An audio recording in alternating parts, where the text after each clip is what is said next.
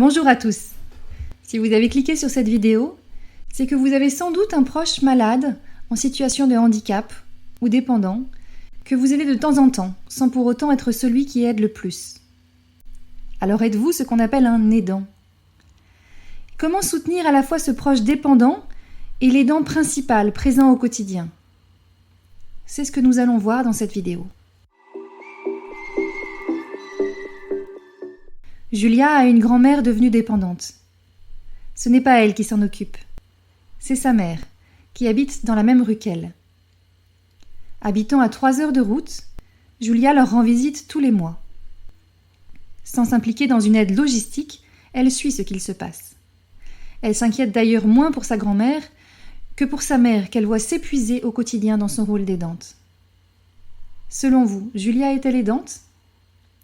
Et son frère Michel, qui habite à l'étranger, et ne vient qu'1 à 2 fois par an, mais s'occupe de toutes les démarches administratives de sa grand-mère. Est-il aidant ? Eh bien, la réponse est oui, dès lors que Julia et Michel apportent une aide régulière et bénévole à leurs proches dépendants dans sa vie quotidienne. C'est ce que dit le Code de l'action sociale et de la famille. On peut donc être aidant, même si l'on n'est pas celui qui aide le plus, même si l'on n'est pas en première ligne. On pourrait parler en quelque sorte d'aidant secondaire. Si vous souhaitez vous impliquer en tant qu'aidant secondaire, sachez que vous pouvez jouer un rôle très important, celui de soutenir l'aidant principal, celui qui aide le plus. Un aidant sur 2 se dit en effet isolé ou démuni dans son rôle. Vous pouvez l'aider à éviter 2 pièges fréquents lorsque l'on est aidant, l'isolement et l'épuisement.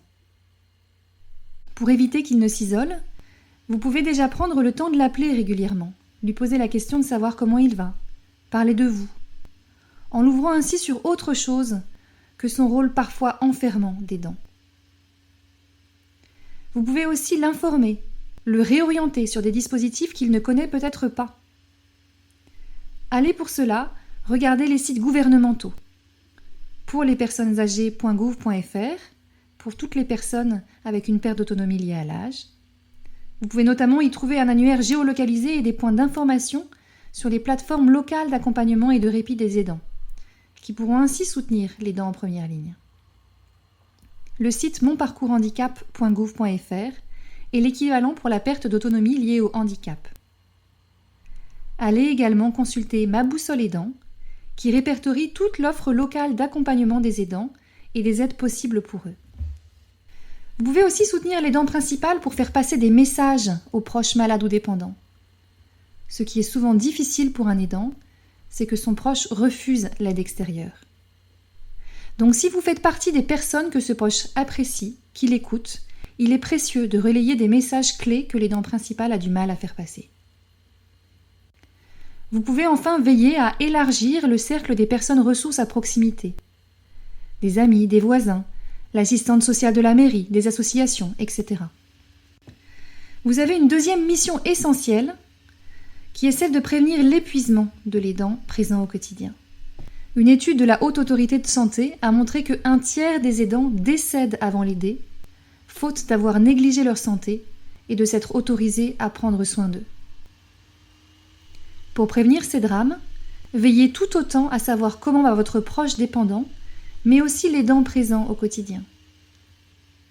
Prenez le temps de l'écouter, de lui demander comment il va, de l'inviter à exprimer ce qu'il ressent, ce qui devient lourd, voire insupportable pour lui. Pratiquez une écoute active, sans l'interrompre, en reformulant pour vous assurer d'avoir bien compris comment il vit les choses. Prêtez aussi attention à tout ce qui est non-verbal.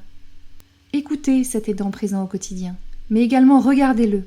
Repérez les signes de son épuisement. Est-ce qu'il se dégrade, s'améliore, se maintient ? Vous pouvez également l'aider à prendre du recul, à considérer les choses différemment sur certains points.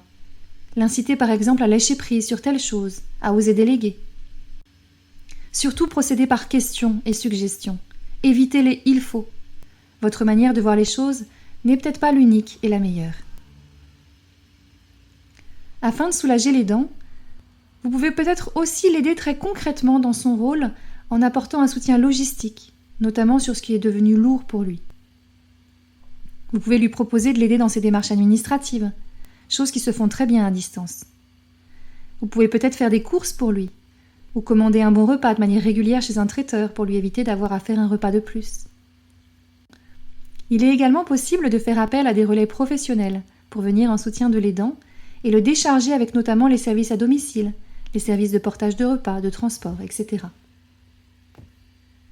La meilleure chose que vous puissiez faire est d'aider l'aidant principal à souffler et à prendre du répit. Il existe de nombreuses solutions de répit, avec des vacances pour l'aidant et l'aidé, du relayage à domicile pendant plusieurs jours, de l'hébergement temporaire permettant une prise en charge du proche en établissement pendant plusieurs semaines. Le plus difficile est moins de trouver un lieu et séjour que d'aider l'aidant à s'autoriser à souffler. Votre rôle est pour cela déterminant, pour lever tous les freins du type « je peux encore tenir »,« je n'ai pas le temps »,« c'est trop cher »,« ça me fatigue de tout organiser ». Sans mettre en place une solution extérieure de répit, vous pouvez peut-être proposer à l'aidant principal de venir un week-end, lui dire « je m'occupe de tout, tu peux partir te ressourcer ». Sachez qu'être aidant, même secondaire, donne droit à certaines aides. Si vous travaillez, cela vous permet notamment de demander à votre employeur des congés dédiés aux proches aidants pour aller relayer ponctuellement ou régulièrement l'aidant qui est présent au quotidien. Renseignez-vous sur le site servicepublic.fr. Comme vous le voyez, même si vous n'êtes pas en première ligne, vous avez une mission essentielle. Aider l'aidant principal à aider sans s'isoler et s'épuiser. Pour autant, ce rôle peut ne pas être facile, car ce n'est pas forcément facile de gérer la psychologie de l'aidant principal. Beaucoup d'aidants conjoints ou enfants uniques ont du mal à demander de l'aide sous fond de responsabilité, de culpabilité.